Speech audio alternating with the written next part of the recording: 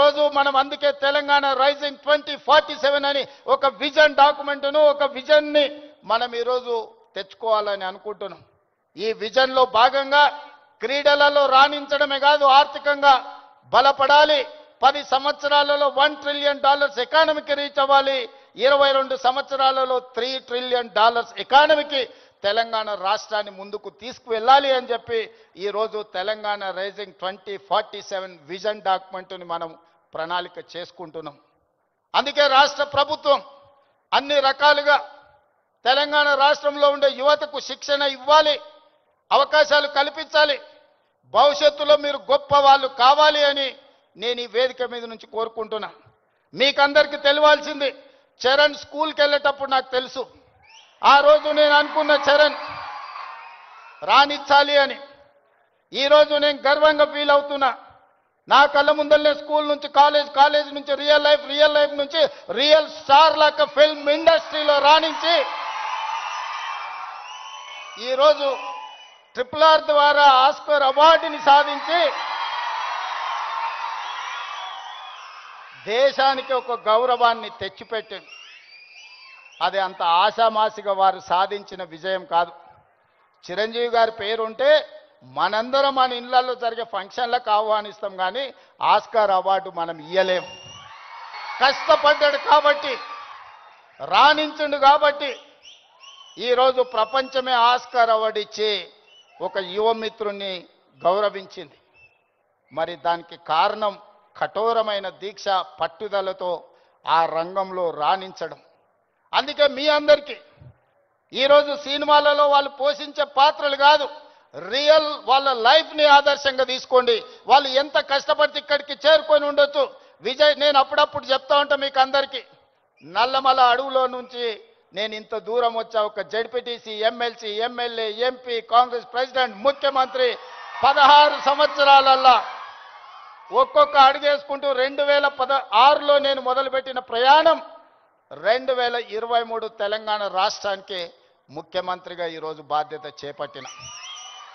అదే నల్లమల అడవి నుంచి వచ్చిన వాడు విజయ్ దేవరకొండ. మా పక్క ఊరు పాలమూరు నుంచి ఈరోజు మీ అందరి అభిమానాన్ని సాధించిందంటే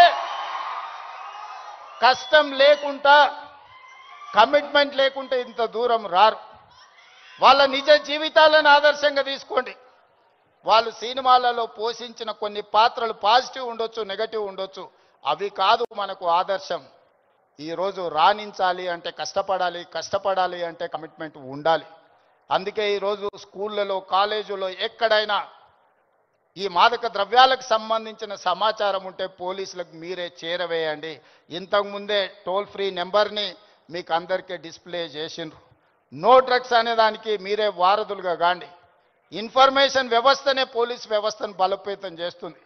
ఈరోజు నియంత్రించాలి అంటే సమాచారం ఉండాలి. సమాచారం ఉండాలి అంటే ఆ సమాచారం కాలేజీలలో చదువుకుంటున్న విద్యార్థులు, పాఠశాలల్లో చదువుకుంటున్న విద్యార్థులు టోల్ ఫ్రీ నెంబర్కు మీరు సమాచారం అందించండి. తప్పకుండా వాటిని నియంత్రిస్తాం. ఈ వేదిక మీద నుంచి పాఠశాల, కళాశాలల యజమానులకు కూడా నేను సూచన చేస్తున్నా, రేపు మీ కళాశాలలో ఇట్లాంటి అసాంఘిక కార్యక్రమాలు జరిగితే దానికి మీరే బాధ్యత వహించాల్సి ఉంటుంది. ఎందుకంటే తల్లిదండ్రులు మీ మీద నమ్మకంతో, విశ్వాసంతో లక్షలాది రూపాయలు ఫీజులు చెల్లించి పిల్లల్ని మీ పాఠశాలలు, మీ కళాశాలలకు పంపిస్తే మీరు చదువు చెప్పడంతోనే మీ బాధ్యత అయిపోయింది అనుకుంటే కుదరదు. వాళ్ళు ఏ విధంగా వ్యవహరిస్తున్నారో, వాళ్ళు ఎలాంటి వ్యసనాలకు లోనవుతున్నారో పర్యవేక్షించాల్సిన బాధ్యత యాజమాన్యాల మీద ఉన్నది. రాబోయే రోజుల్లో మా డీజీపీ, నా యాంటీ నార్కటిక్స్ అధికారులకు నేను ఆదేశాలు ఇస్తున్నా. ఏ కళాశాల, ఏ స్కూలు ప్రాంగణంలో ఎక్కడైనా గంజాయి, డ్రగ్స్ ఆనవాళ్ళు దొరికితే యాజమాన్యాలను కూడా కేసుల్లో పెట్టండి. వాళ్ళ బాధ్యత. మనము నమ్మి మన పిల్లల్ని వాళ్ళ స్కూళ్ళకు, వాళ్ళ కాలేజీలకు పంపిస్తే లక్షలాది రూపాయల ఫీజులు కడితే వాళ్ళను పర్యవేక్షించకుండా, బాధ్యత తీసుకోకుండా ఫీజులు తీసుకుంటాం కానీ బాధ్యత తీసుకోము అంటే కుదరదు. ఖచ్చితంగా ఆ స్కూలు, కాలేజీ యాజమాన్యాలు కూడా బాధ్యత తీసుకోవాలి. మీరు ఎట్లయితే సైన్స్, మ్యాథమెటిక్స్, ఇంగ్లీష్ చెప్పడానికి టీచర్లను పెట్టుకుంటున్నారో, మీరు ఎట్లయితే స్పోర్ట్స్ కోసం మీరు టీచర్స్ని రిక్రూట్ చేస్తున్నారో, పిల్లల బిహేవియరల్ చేంజెస్ను కూడా గమనించడానికి చైల్డ్ సైకాలజీ అవగాహన ఉన్న వాళ్ళని కూడా ప్రొఫెషనల్స్ను మీ కాలేజీల్లో స్కూళ్ళల్లో పెట్టుకోండి. పిల్లల ప్రవర్తనలో మార్పు గమనించాలి. ఎందుకంటే తల్లిదండ్రులు ఉద్యోగము లేకపోతే ఉపాధి పనుల్లో పడి వాళ్ళు సమయం పిల్లలతో కేటాయించలేకపోతున్నారు.